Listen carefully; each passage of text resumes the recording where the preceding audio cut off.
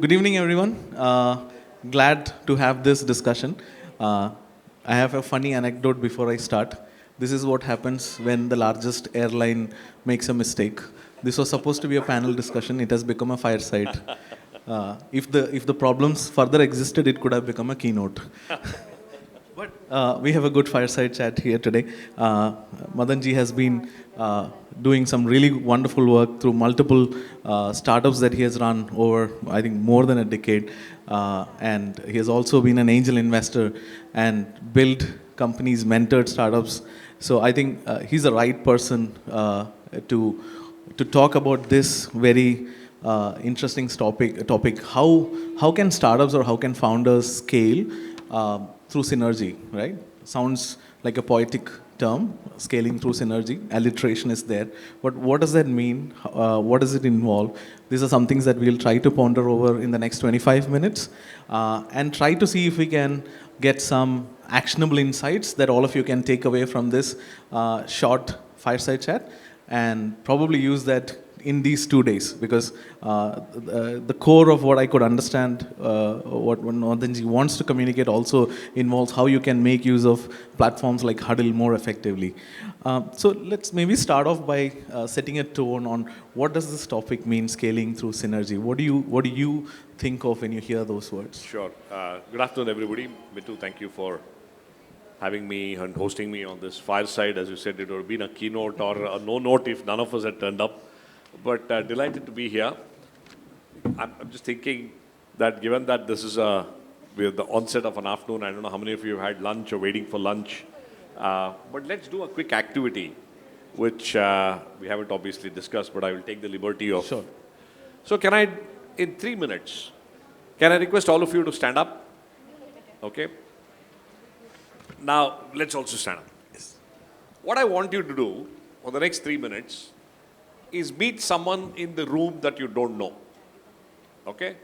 Go say, introduce yourself, and the only question you will ask for 1.5 minutes is, how can I be of help?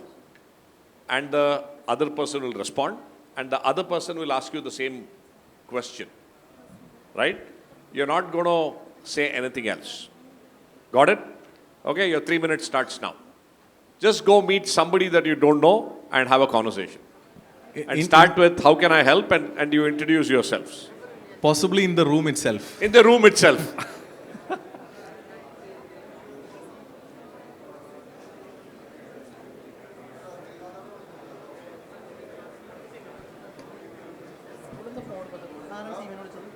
For those of you who are entering now, you should meet with somebody that you don't know and ask, how can I be of help?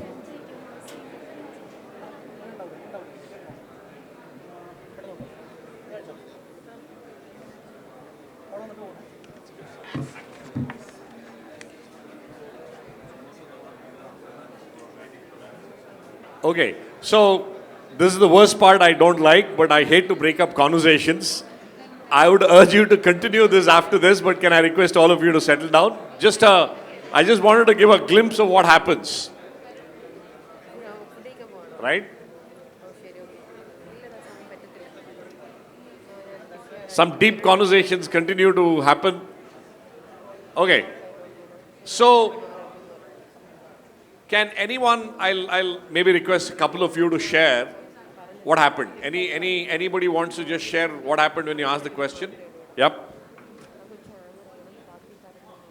So I just met Mr. Arjun over here. So he was explaining his product over, he was into educational startup. So my product is completely different. So mine is commercial transportation management and asset system. So I was just asking him, I introduced my product to him, and so is he. So I was asking him how my product will be beneficial for you. And he told a couple of things, and I shared a couple of things, and that's how it worked. So I just shared some ideas, whether, both of us have completely extreme things, but but I had a different thought where I can club my product with him. So that's what I just shared over here. Yeah. Thank you. Lovely. Thank you. Thank you for sharing. Anybody else wants to go? Okay, so in the interest of time, let's come back to the questions later. But to share my thoughts on what just happened here, right? I think three things to me as an entrepreneur, to me, more than an entrepreneur as a human being, is important. And I think entrepreneurs sometimes lack that intensity. One, when you ask, how can I be of help? You are operating from what I called as a abundance mindset, not a scarcity mindset, right? And to me, that to me is the single biggest trait for me as an entrepreneur. Are you operating from a scarcity mindset or a growth mindset or an abundance mindset? In scarcity mindset, we are all taught that the world is brutal out there, it is competition, it's a zero-sum game. If he has to win, I have to lose. It's a win-lose game, right? But I believe that entrepreneurs succeed when you operate from an abundance mindset where you're saying, listen, all of us can win. All of us can grow together. The pie is out there large enough for all of us to collaborate, right? For that example, if you get something out from that and he doesn't, or he gets something else, you're not eating into each other's market share, right? Even if you do, the market is large enough, right? That is the first thing that happens when you go and ask, how can I be of help? You're not expecting anything in return.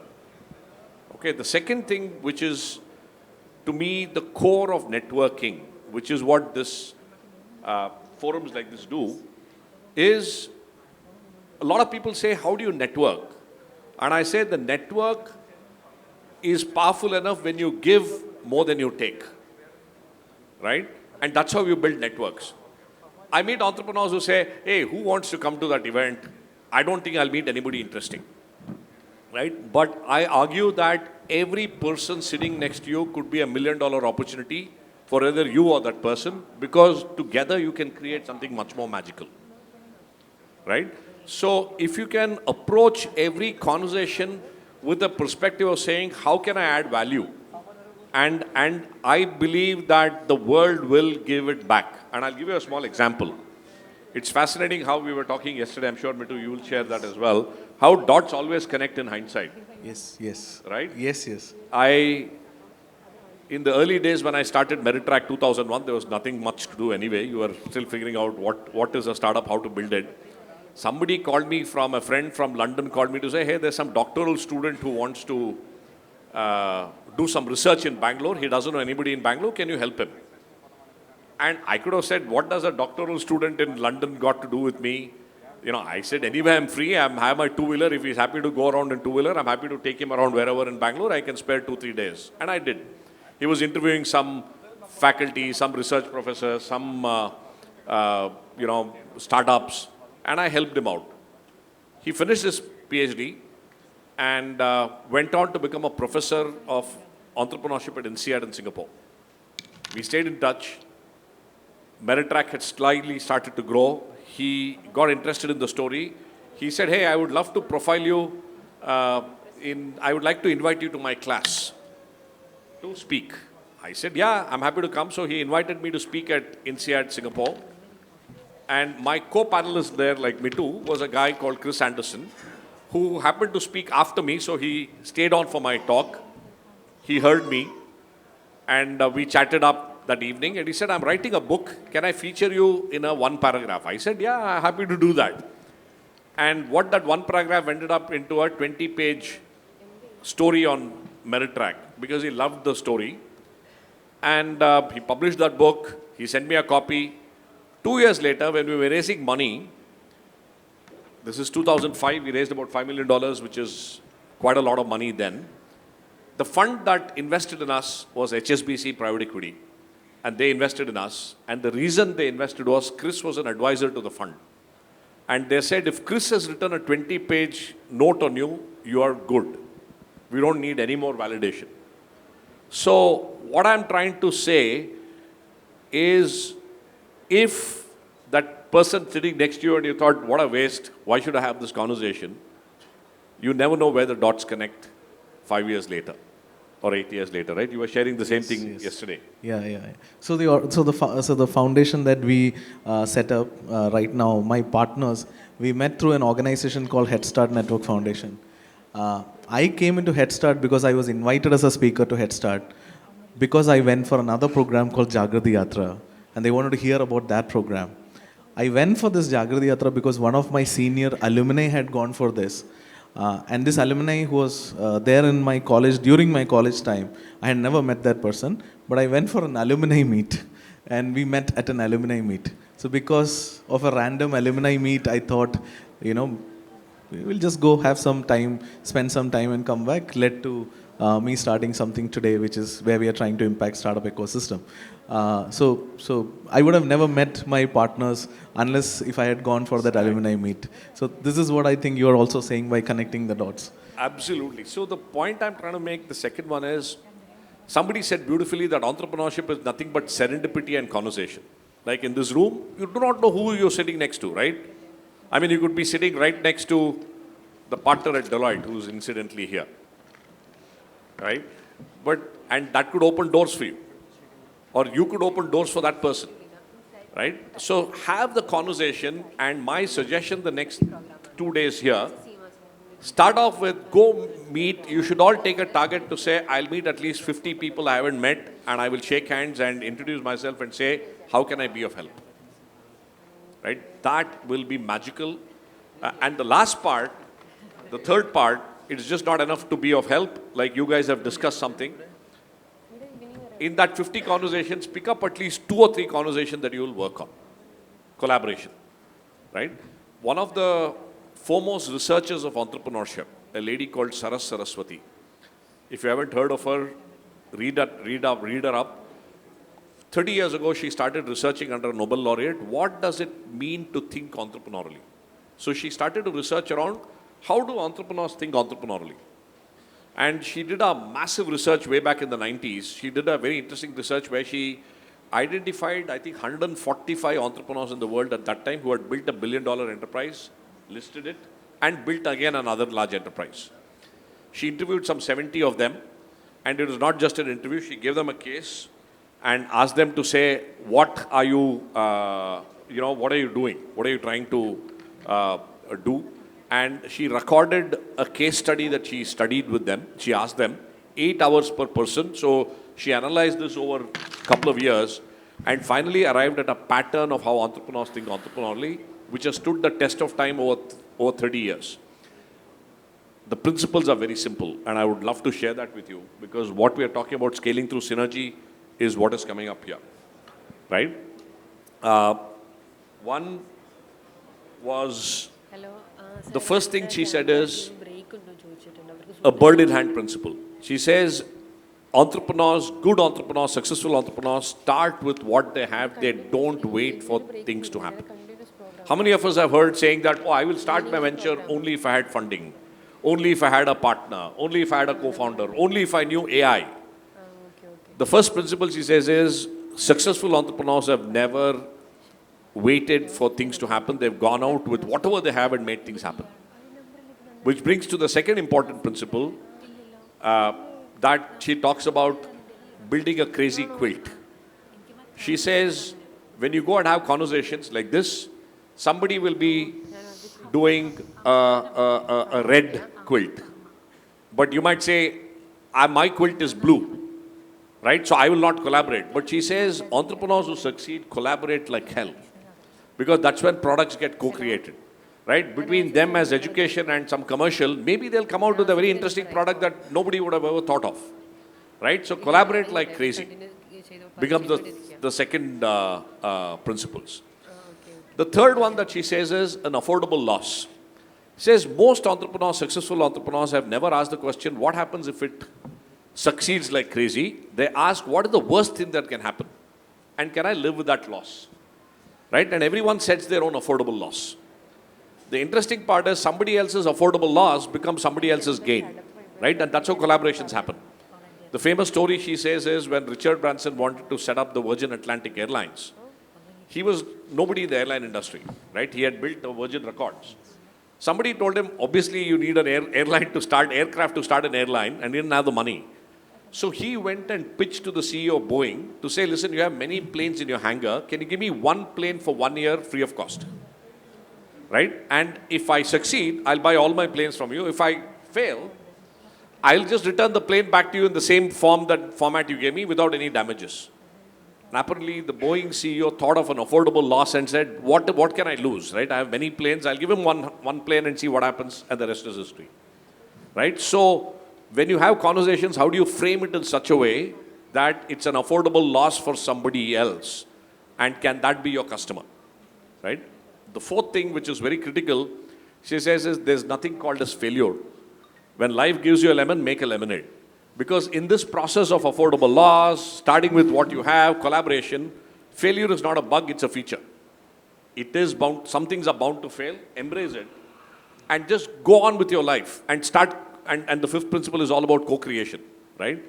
So if you look at it, every successful entrepreneur in some form or the other has implemented these principles. And to me, that is what, when we were talking about the alliteration, scaling with synergy, is that use the ecosystem around you to help you build better products that solve a real problem, right? And Saras's principles actually give a wonderful framework for that.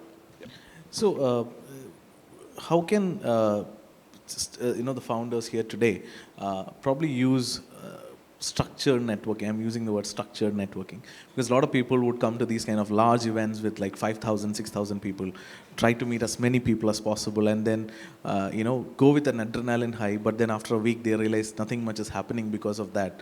So how do they avoid that, and how can they use these platforms for sort of a collaboration forward? How to do it effectively? Yeah, no, I think it's a great point, Mittu, and I think there's no single easy answer. But whenever, and I still do attend a lot of conferences and meetings, I do three things.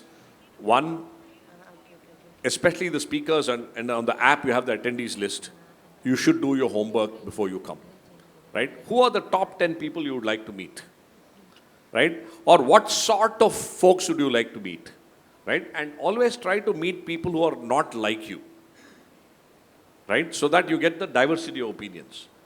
Two, have you gone and met them and offered something of value to them, not value to yourself, right? Because in the conversation, how may I help you? If somebody has said, oh, I'm willing to help you open a door, that person will follow up, right? And that builds your network, right?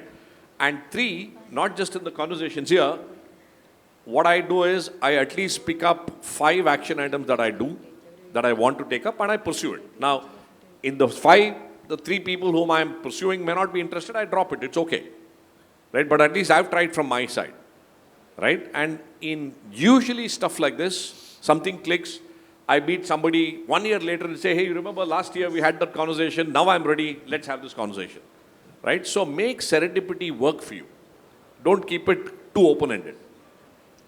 So I want to add one more thing to it just for everyone. One of the biggest mistakes that I used to make and one of the biggest networkers that I know in the startup ecosystem just told me some years back. So I was like very fascinated. How does he meet so many people, know so many people and network so many people?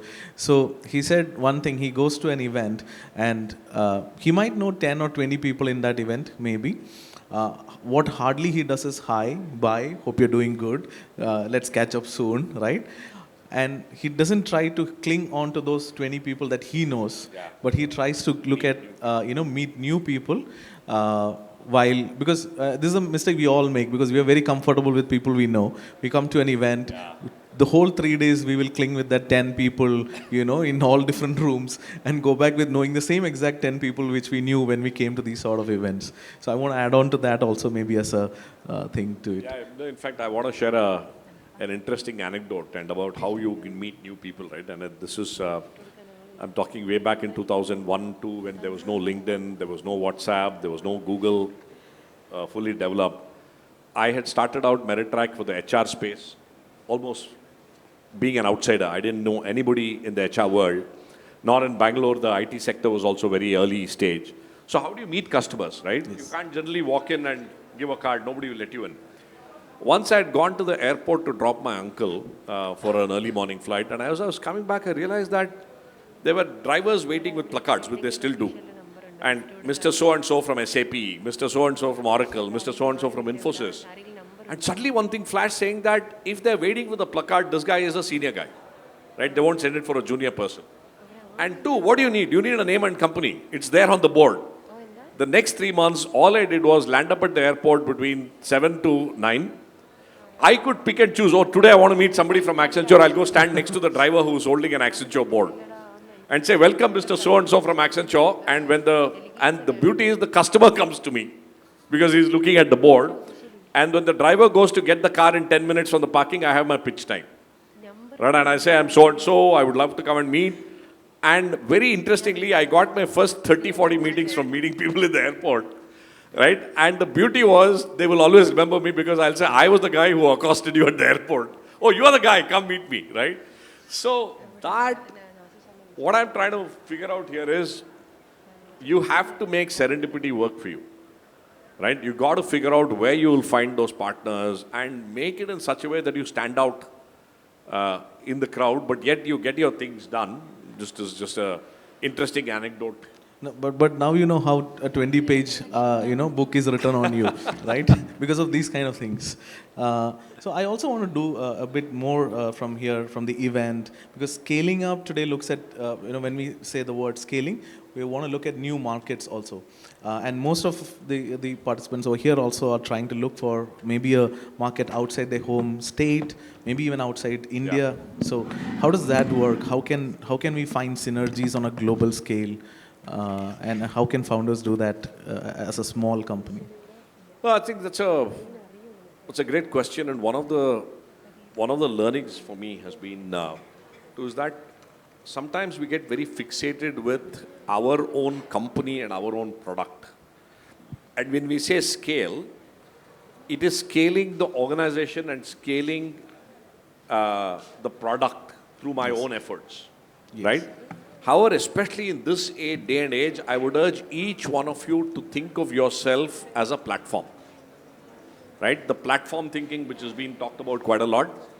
I would argue that the platform thinking would apply to every entrepreneur, right? How can you move from just being an organization or a company and a product to providing a platform for several other people to use your product?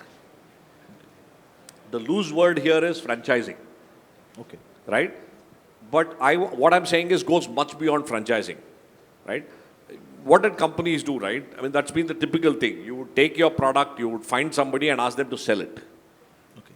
Right? And that's how franchising sort of a channel works. partnerships. A channel partner, right? Okay. But what I'm trying to say is go beyond that, because many times I feel that startups or entrepreneurs will scale when you don't see yourself as a hierarchy, but you see yourself as a circle.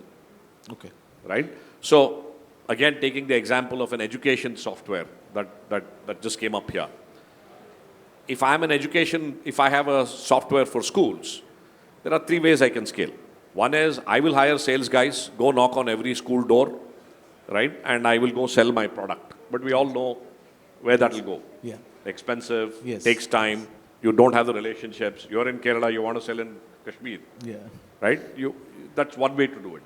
The second way to do it is go hire franchisees and say, you know what, I'll give you a cut.